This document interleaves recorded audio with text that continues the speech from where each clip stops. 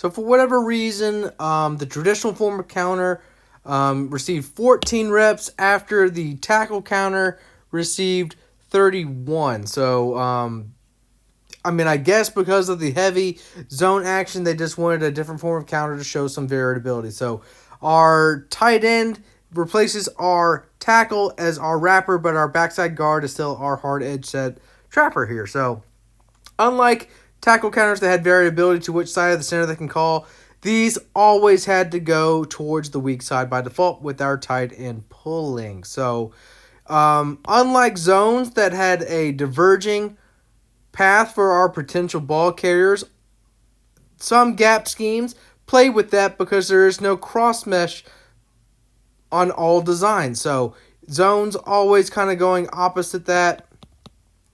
But counter, because it's a gap scheme and we have these two glance posts, we are not looking for a run on this particular action from our quarterback. He is looking play side and play side only with our back aligned that way. So a series of down blocks, backside guard drives and kicks, and our tight end snakes up around. But it's a pretty interesting rep in the sense that we don't look for an outside bounce. Potentially when you get that seal, sometimes our lead blocker would want to snake towards the outside if the defense is trying to leak. Well, this is an instance where he snakes up inside of that,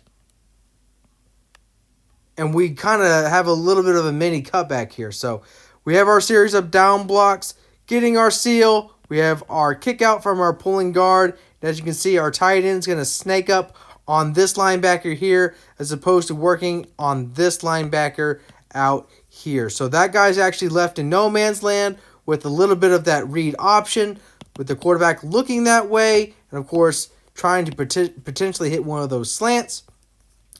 Slants are naturally great routes to tag on top of power actions because obviously the power with the pullers would further entice backers to get north and south to try and blow them up. So slants just go in the areas which they just vacate. So with our